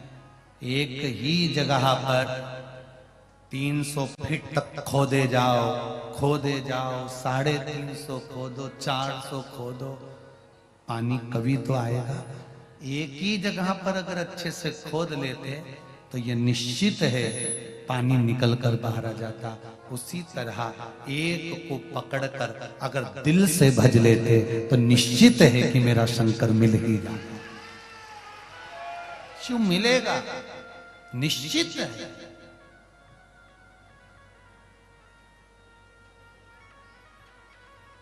उसको पाना कठिन नहीं है। तारकासुर ने एक वर मांगा था और तारकासुर ने वर मांगा था कि अगर मरूं तो शंकर भगवान के पुत्र द्वारा मरूं। शिव के पुत्र द्वारा, भगवान शंकर के पुत्र द्वारा मेरे प्राण छूटना चाहिए। इंद्र कहते मेरा आसन चले गया, सिंहासन चले गया, कोई कहता है मेरी सत्ता चली गई, कोई कहता है मेरा वैभव चले गया, कोई कहता है मेरा राशि ठाट चले गया, कोई कहता है मेरा यहाँ का राज्य चले गया। भगवान ब्रह्मा जी के पास जाकर कहा, ब्रह्मदेव ये बताओ कि ये तारकासुर मरेगा कैसे, क्योंकि तारकासुर ने इंद्र का सिंहासन भी ले लिया, तारकासुर ने देवताओं का सिंहासन भी ले लिया, अब ये सिंहासन वापिस मिलेगा कैसे?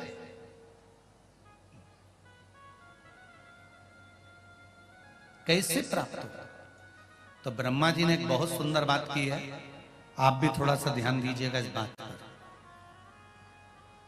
सभी लोग इस बात पर जरूर ध्यान देना कि ब्रह्मा जी ने एक शब्द कहा, ब्रह्मदेव ने कहा, इंद्र तुम्हारा सिंहासन काय से गया? तारकासुर ने आक्रमण करा और तुम्हारा सिंहासन गया, तुम क्या कर रहे थे? इंद्र कह रहे थे मैं अप्सराओं का नृत्य देख रहा था। गरुण वरुण तुम्हारा सिंहासन गया, तुम क्या कर रहे थे? हम अपने कार्य में मस्त थे। बहुत ध्यान देना महाराज इस विषय पर।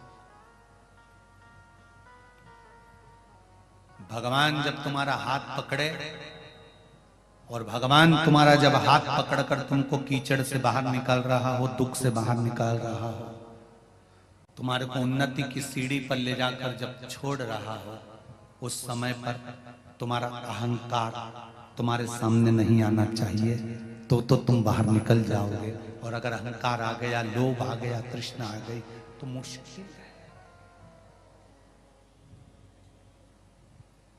मैयर गए हो दर्शन करने? अच्छा, पैदल चढ़े हो? चढ़ते समय जो भी चढ़ता है वो थोड़ा सा झुककर चढ़ता है।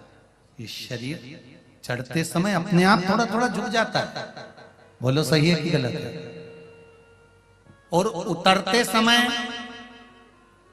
शरीर झुकता है क्या? पांव नीचे रखो तो कड़क रहना पड़ता है, झुके कि लुढ़के?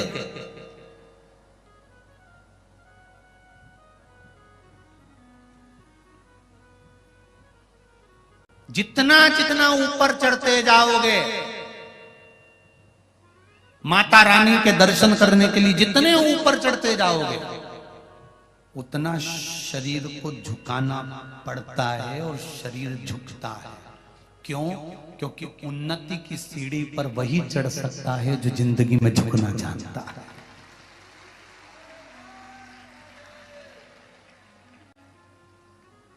आप अगर झुकना सीख गए,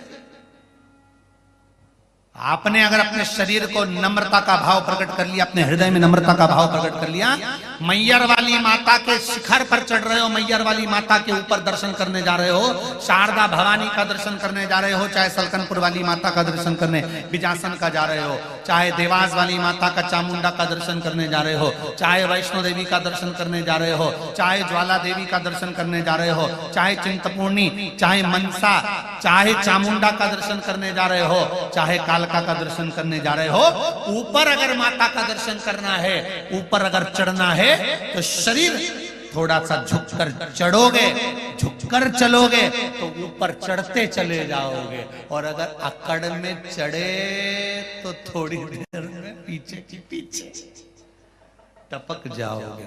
ध्यान रखना, भगवान जब हाथ पकड़े और तुम उन्नति की सीढ़ी पर थोड़ा थोड़ा थोड़ा थोड़ा चढ़ रहे हो, थोड़ा थोड़ा ऊपर की ओर बढ़ रहे हो, तो थोड़ी सी नम्रता, थोड़ा सा इस शरीर में नम्र भाव, हृदय में कोमल भाव लेकर आना। क्रोध नहीं, चिड़चिड़ प्रवृत्ति नहीं, आसक्तियां नहीं, थोड़ी सी नम्रता लेकर।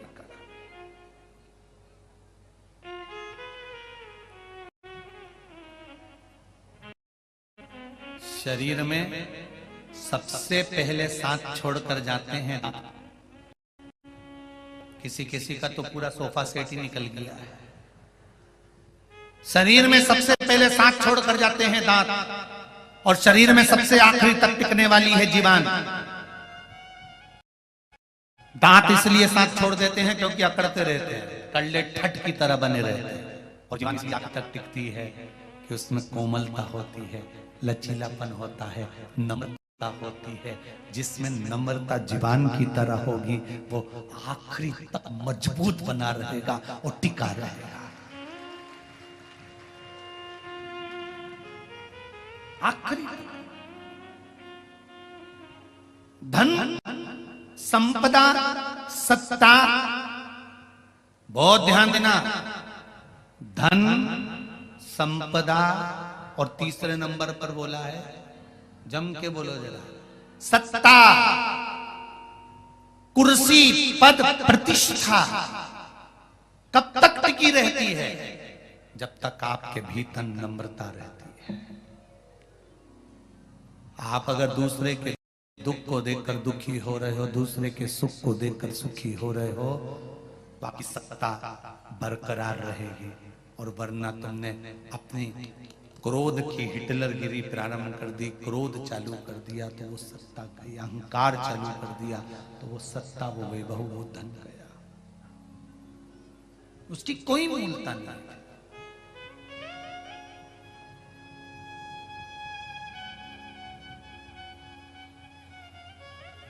वो वैभव समाप्त हो गया, उसकी कोई मूलता नहीं। तारकासुर वर मांग रहे हैं, ब्रह्मा जी से वर मांगा तो वर ऐसा मांगा कि शंकर भगवान के पुत्र द्वारा मेरे प्राण छूटे, किसी और से मेरे प्राण ना जाए।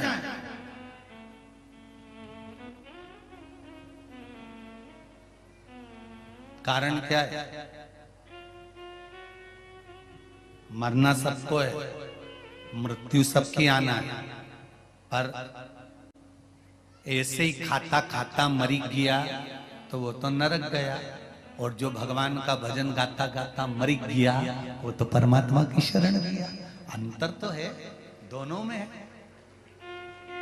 भगवान का भजन करते हुए, स्मरण करते हुए, नाम जाप करते हुए, मंत्र स्मरण करते हुए, श्री शिवाय नमस्तुभ्यम या पंचाक्षर या षडाक्षर मंत्र का स्मरण करते हुए गया, उसका सुख।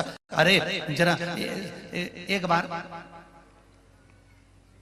समर्थ रामदास जी के शिष्य छत्रपति शिवाजी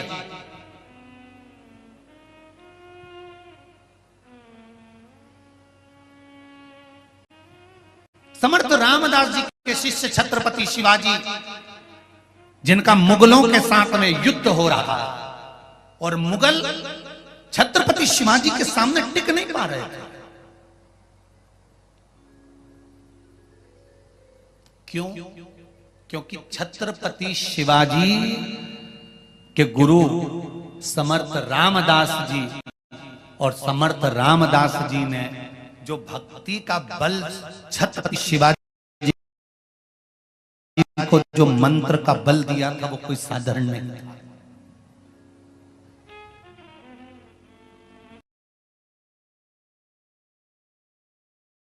अभी अभी थोड़े समय के बाद में गुरु पूर्णिमा आने वाली। बोलो सही है? जिन जिन गुरु मंत्र मिल गया होगा वो गुरु जी ढूंढते फिरेंगे कि इनका गुरु जी मिल जाए, और गुरु मंत्र मिल गया। निवेदन है, पानी पियो छान, गुरु करो जान। 50 बार विचार करना कि किस गुरु से हम गुरु मंत्र लें। कोई जीवन में ऐसा गुरु मिले जो जीवन की सार्थकता उत्पन्न कर दे और परमात्मा से हमारा मिलन करवा दे, फिर 84 लाख योनियों में मरना जीना ना पड़े, चले जाए। ऐसा सतगुरु मिल गया। समर्थ रामदास जी के शिष्य छत्रपति शिवाजी, जो मुगलों के साथ में युद्ध हो रहा है और मुगल छत्रपति शिवाजी के सामने घुटने टेक रहे हैं, जीत नहीं पा रहे, तब मुगलों ने एक तंत्र विद्या वाले को बुलाया और बुलाकर कहा कि हमारे साथ रहो और हमारे साथ रहकर एक काम ऐसा करना कि शिवाजी को जब चारों तरफ से कोई ना हो तब तुम अंदर जाकर शिवाजी को तलवार से टुकड़े टुकड़े कर दो। तंत्र मंत्र विद्या वाले ने कहा चिंता मत करो, मेरे पास में ऐसी विद्या है कि मैं बस ऐसी विद्या फैलाऊंगा, सबके सामने में जाऊंगा छत्रपति शिवाजी के कक्ष में, कोई मुझे देख नहीं पाएगा, अंदर पहुंच जाऊंगा, छत्रपति शिवाजी को मार दूंगा। तंत्र विद्या वाले को बुलाकर मुगलों ने उस तंत्र विद्या वाले को तलवार लेकर भेजना प्रारंभ करा और वो किसी को नजर नहीं आया, अंदर पहुंच भी गया जहां छत्रपति शिवाजी सोए हुए थे।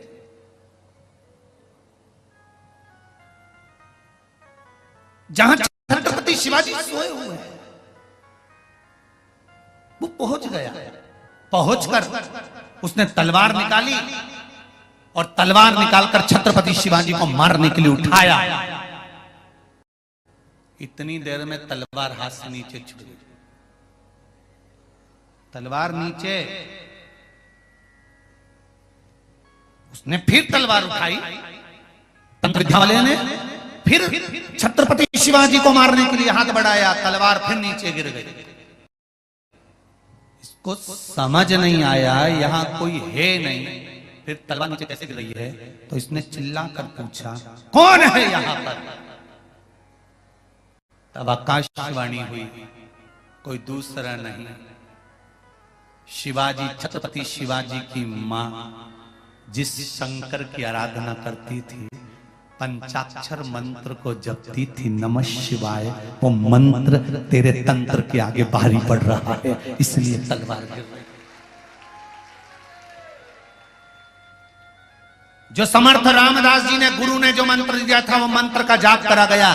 जो भगवान का मूल मंत्र होता है, पंचाक्षर हो, षडाक्षर हो, श्री शिवाय नमस्तुभ्यम हो, चाहे 10 अक्षर मंत्र ओम नमो भगवते वासुदेवाय हो, चाहे 2.5 अक्षर का मंत्र कृष्ण हो, चाहे 2 अक्षर का मंत्र राम हो, तुम जिस मंत्र को जप रहे हो, तुम जिस मंत्र की आराधना कर रहे हो, तुम जिस मंत्र को जपने का प्रयास कर रहे हो, अगर वो मंत्र तुमने जपा है और निश्चित है कि अगर तुमने दिल से जपा है तो कितना बड़े से बड़ा रोग भी आ जाता है, दुनिया का कोई व्यक्ति तुम्हारे ऊपर कितना भी प्रहार कर ले, अगर मंत्र तुमने दिल से जपा है तो तुम्हारा बाल बांका नहीं हो सकता। भजन में स्मरण,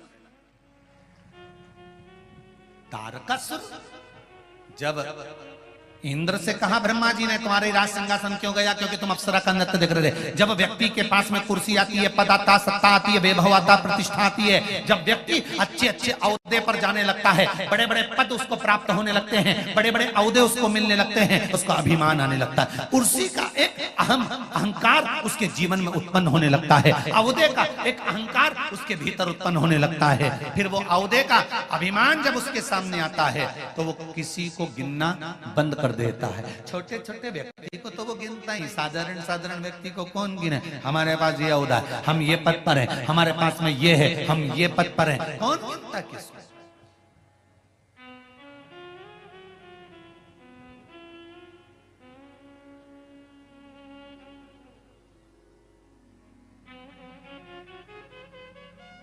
कुर्सी पर बैठने वालों को एक बात याद रख लेना चाहिए कि एक ना एक दिन टेबल पे भी मिलोगे। कुर्सी पर बैठने वाले को एक बात याद रखना चाहिए कि एक दिन टेबल पर मिलोगे, एक दिन कुर्सी छूट जाएगी, टेबल पर इतना बड़ा फोटो रखा हुआ मिलेगा और उस पे भी प्लास्टिक के फूल की माला चढ़ी हुई मिलेगी, उसको ध्यान करते रहना। कुर्सी के पद पर अभिमान में, अहंकार में, सत्ता के वैभव में, हमें अभिमतता में नहीं जीना, हमें उस अंतिम क्षण का स्मरण कर कर रखना है। कई लोग कहते हैं गुरुजी शमशान बहुत दूर बना होता है, हम हर बार कहते हैं शमशान कहीं दूर बनाने की जरूरत नहीं, शमशान तो हर चौराहे पर बना देना चाहिए। जैसे चौराहे पर पान की दुकान देखकर पान खाने की याद आती है, कपड़े की दुकान देखकर कपड़ा खरीदने की याद आती है, मोबाइल की दुकान देखकर बैलेंस डलवाने की याद आती है, सब्जी की दुकान देखकर सब्जी खरीदने की याद आती है, उसी तरह निवेदन है शमशान जब हर चौराहे पर बने तो व्यक्ति को अपने अंदर उसको पहचानिए। क्या कारण हो सकता है, किस कारण गई? अभिमान, अहंकार में 3 गए धन वैभव और वंश, नाम तो देख लो रावण कौरव और कंस। धन गया, वैभव गया, वंश गया, रावण गया, कौरव गया, कंस। चले शिव कथा कह रहे हैं। समर्थ रामदास जी ने छत्रपति शिवाजी को, समर्थ रामदास जी ने, गुरु ने अपने शिष्य छत्रपति शिवाजी को जो मंत्र दिया था, उस मंत्र की प्रबलता इतनी बड़ी थी कि कुछ दिखा ही नहीं। सब आप पंचाक्षर मंत्र जपते हैं नमः शिवाय, आप षडाक्षर मंत्र जपते हैं ओम नमः शिवाय, आप श्री शिवाय नमस्तुभ्यम जपते हैं, आप द्वादश अक्षर मंत्र ओम नमो भगवते वासुदेवाय जपते हैं, आप 2 अक्षर का मंत्र राम जपते हैं, आप 2.5 अक्षर का मंत्र कृष्ण जपते हैं। आप जिस मंत्र की आराधना कर रहे हैं, आप माता रानी के मंत्र की आराधना, दत्त भगवान के मंत्र की आराधना, आप जिस मंत्र की आराधना कर रहे हैं उस मंत्र में आपकी प्रबलता होना चाहिए, उसमें विश्वास दृढ़ होना चाहिए। जब विश्वास दृढ़ होता है तो सुख अपने आप होता है। कल कथा में कहा था विश्वास सब पर करो, विश्वास सब पर करो, पर शिव महापुराण की कथा कहती है भरोसा केवल देवाधिदेव महादेव पर करो, केवल मेरे शंभू पर भरोसा। भोलेनाथ दया करना, मैं तेरे भरोसे हूँ, मेरे बाबा दया करना, मैं तेरे भरोसे हूँ। ना घर के भरोसे हूँ,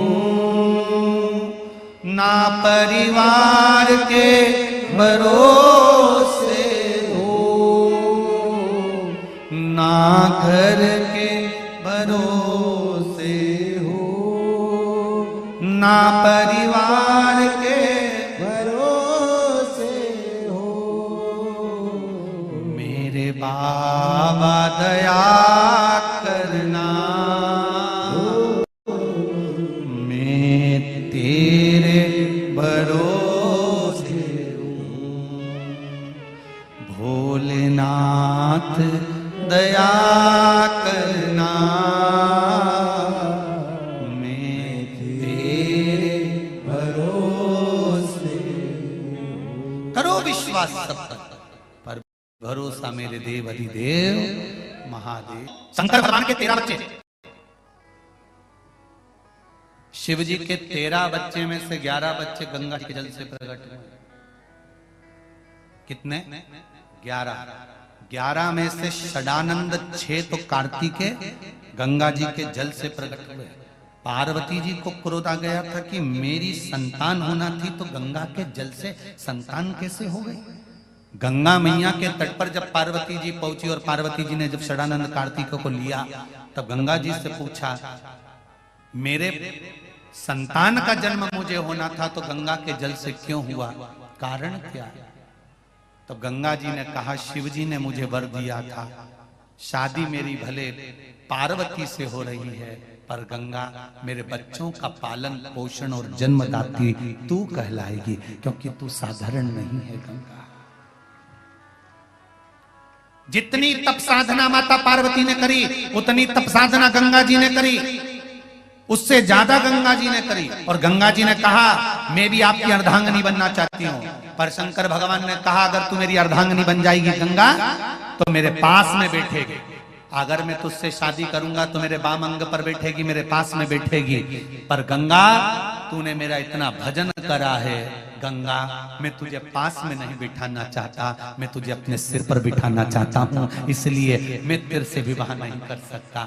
गंगा से विवाह नहीं करा शिव जी ने, उसको मस्तक पर बिठाया। अगर विवाह कर लेते और गंगा को सिर पे बिठा लेते तो लोग कह देते, बताओ अपनी लुगाई के सिर पे चढ़ा रखा है। कहने वाले तो कुछ भी कर, गंगा को सिर पर रखा। तारकासुर का संहार षडानंद कार्तिकेय जी द्वारा हुआ और तारकासुर मरा। तारकासुर के 3 पुत्रों का वर्णन आता है, जो कल कथा में स्मरण करेंगे। भगवान गणेश जी महाराज का प्रागट्य होता है। श्री गणेश जी महाराज भाव और आनंद के साथ पधार रहे हैं। जोरदार ताली बजाकर स्वागत करेंगे। हमारे बीच में कुछ अतिथि गण